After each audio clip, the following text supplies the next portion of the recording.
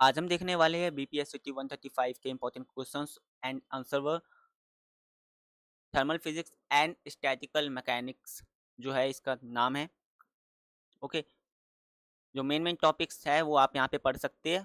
ठीक है, जो degree of freedom of rigid diatomic molecule, entropy and second law of thermodynamics, Planck's law and Rayleigh Jeans law, thermal conductivity of helium, bromine Brownian motion Brownian motion, Carnot engine efficiency, thermodynamic probability and entropy, Planck's law using of Bose-Einstein distribution, reversible and irreversible process और zeroth law of thermodynamics। ठीक है, ये important topics है, इनको आपको cover करने हैं। Okay, तो इंपॉर्टेंट क्वेश्चन की बात करें तो सबसे पहला जो क्वेश्चन पूछा गया था जून 2022 में। ओके, 5 साल के पेपर्स है तो उनमें हमें कवर आपको जो भी इंपॉर्टेंट क्वेश्चंस रिपीट हुए हैं, ठीक है, और जो इंपॉर्टेंट टॉपिक्स है उनको मैं यहाँ कवर करूंगा क्वेश्चंस और उनके कॉन्सेप्ट के साथ। जून 2022 में पूछा गया था कि define degree of freedom of molecule, calculate the degree of freedom for rigid diatomic molecules, जो 2 मार्क्स का था। तो diatomic the degree of freedom of molecule refers to the number of independent coordinates required to describe its motion and energy. For a molecule, these include the transitional, rotational, and vibrational modes. A rigid diatomic molecule does not vibrate, so only transitional and rotational degrees are considered. Okay, ठीक है, तो ये main points है transitional degrees के, rotational degrees के और vibrational degrees के। ठीक है, या पढ़ लीजिए।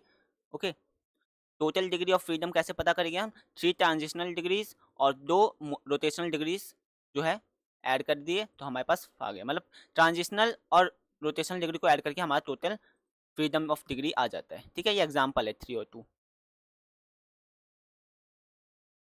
अगला entropy and second law of thermodynamics जो है, इसके रिलेटेड जो क्वेश्चंस आए थे वो आए थे हमारे पास जून 2022 में, दिसंबर 2022 में और दिसंबर 2024 में। ठीक है, यहाँ पे हमसे क्या पूछा था? डिफाइन एंट्रोपी, ओके, और derive the expression for change in entropy of an ideal gas in isothermal process. ठीक है, 5 नंबर का क्वेश्चन हो सकता है। तो एंट्रोपी, हमारे एंट्रोपी के लिए हम ऐसे यूज करते हैं, आपको पता ही होगा, is a measure of a system disorder or the number of accessible microstates. The second law of thermodynamics states that the entropy of an isolated system never decreases. Okay, for a reversible process the change in entropy is given is, okay, ये वाला formula आपको याद होगा। ठीक है, the delta S equals में के reversible by T. In an isothermal process, temperature remains constant and the work done relates to a volume change. Okay, answer जो है हमारा, ठीक है, उसमें क्या कहते हैं? डिफाइन एंट्रोपी, हम ये फॉर्मूला यूज करेंगे कि एस इक्वल्स में K B L N W. Okay, यहाँ पे के बी क्या है? बोल्ट्जमैन कांस्टेंट है। डब्ल्यू हमारा जो है थर्मोडायनेमिक प्रोबेबिलिटी है, जिसमें नंबर ऑफ माइक्रोस्टेट्स होते हैं। Okay, for an ideal gas undergoing N isothermal process constant T, okay, from a volume v1 to v2. Okay, the first law of thermodynamics, delta u equals में q minus w, since delta u equals में 0, जो हमारा internal energy है वो क्या है? हमारा 0 है। Depends only on temperature for ideal gas. ठीक है, जिससे हमारा q जो है वो इक्वल में w हो जाएगा। ठीक है, अगला work done in isothermal expansion, जो हमारा W है वो V1 से V2 तक था और P dV हमारा यहाँ पे आ जाता है। ठीक है, हम इसको इंटीग्रेट करेंगे। ठीक है, और जो हमारा टोटल हमारा जो फॉर्मूला बन के आता है वो क्या आता है? NRT ln by V2 by V1। Okay, ये किसके लिए है? हमारा work done in isothermal expansion के लिए। ओके, तो आप ये एक्सप्रेशन याद कर लीजिएगा। ठीक है, ये वाला एक्सप्रेशन जो है। अगला फॉर रिवर्सिबल प्रोसेस के लिए आप क्या होता है? इस रिवर्सिबल प्रोसेस के लिए आपका टी यहाँ से गायब हो जाता है और यहाँ पे आ जाता है N R L N by V2 minus V2 by V1। मैं माइनस बोल दे रहा हूँ, बाय है। ओके, डब्ल्यू का क्या है? N R T L N V2 by VN, और डेल्टा एस का क्या है हमारे पास? N R L N bracket में V2 by VN bracket close. Okay, तो हमारा जो फॉर्मूला जो आया है वो क्या है हमारे पास? डेल्टा एस इक्वल्स में N R L N by V2 by V1। Okay, अगला जो है हमारे पास जून 2022 में क्वेश्चन पूछा गया था हमसे प्लैंक्स लॉ और राइन्स लॉ के बारे में, ठीक है। तो इसमें आपको ये एक्सप्रेशन याद कर लेना है, ठीक है, और ये रिलेशन है। कॉन्सेप्ट क्या है? Planks law describe the spectral energy density of black body radiation. The Rayleigh law is a classical approximation valid at a long wavelength, low frequency where a quantum effects are negligible. Okay, तो आप ये पढ़ लीजिए। Okay, next है thermal conductivity से एक question आया था जून 2022 में, ठीक है। यहाँ पे क्वेश्चन क्या पूछा था? The coefficient of viscosity of helium 18.6 into 10 की पावर -6, मास हमारा 4 kg दे रखा था, और CV हमारा 12.5 इंटू 10 की पावर 3 जूल दे रखा था। कैलकुलेट करना था हमें thermal conductivity of helium. Okay, इसलिए हम फॉर्मूला कौन सा यूज़ करेंगे? ये वाला फॉर्मूला हम यूज़ करेंगे। तो सॉल्व करने के लिए हम क्या करेंगे? सबसे पहले गिवन लिख देंगे सारी वैल्यूज़ को लिखने के बाद उसको इस फॉर्मूले में ऐड करेंगे एंड फिर हम आंसर निकालेंगे अपना के का, ठीक है। जो थर्मल कंडक्टिविटी ऑफ हीलियम क्या आएगा? 0.174, ठीक है, जो हमें गिवन जाता था उसके हिसाब से। ब्रोनियन मोशन क्या होता है? तो इससे रिलेटेड क्वेश्चन आया था जून 2022 में। Right and 4 characteristics of Brownian motion, ठीक है। The Brownian motion is a random and इरेक्टेड motion of a microscopic particle suspended in a fluid due to collision with fluid molecules. It provides evidence for the kinetic theory of matters. Okay, Brownian motion is a random movement of particles, pollen and or ducks, in a fluid. Okay, observed by a Robert Brown in a 1827. Einstein's 1905 theory explained it is as the result of thermal molecular collision. Okay, तो ये main points है आपके characteristics, जैसे कि random और zigzag movement होता था, ठीक है, एंड टेम्परेचर डिपेंडेंस होते हैं, और इसमें पार्टिकल साइज का इफेक्ट होता है, जैसे कि more prominent for a smaller particles as they are more affected by a molecular collision. Okay, collision driven जो हमारा फोर्थ है, result the unequal collision with the fluid molecules. Next हमारा जो कार्नोट इंजन से भी एक क्वेश्चन आया था जून 2022 में, with the help of the entropy, the temperature diagram of the Carnot cycle obtain an expression for a efficiency of Carnot engine, जो 5 मार्क्स का क्वेश्चन आया था। कॉन्सेप्ट कहता है कि the Carnot cycle is the reversible thermodynamic cycle operates between two heat reservoir at a temperature TH is hot and TC is cold. Okay, हम यहाँ पे ले रहे efficiency is derived using the second law of thermodynamics and entropy. Okay, answer क्या कहता है?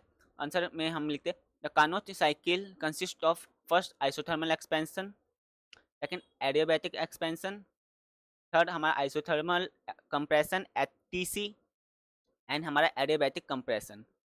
Okay, heating back of TH. Efficiency कैसे पता करेंगे हम? एफिशिएंसी पता करने के लिए हम क्या करेंगे? जो हमारा एन है, सॉरी इसको मैं एन कर ले रहा हूँ, अभी याद नहीं आ रहा क्या कहते थे इसको। अच्छा, इसको work output by heat input, ठीक है, जितना वर्क आउटपुट आ रहा है उसको हम डिवाइड कर देंगे हीट आउटपुट इनपुट से। Okay, Q H minus Q C कर देंगे, उसके बाद यहाँ पे हमारे पास नीचे हम क्यू एच लिख देंगे, ठीक है, इक्वल्स में 1 minus Q C by Q H, ठीक है। जो हम फॉर्मूला आएगा वो हमारा क्या आएगा? फाइनल फॉर्मूला हमारे पास एन इक्वल्स में 1 minus T C by T H आएगा।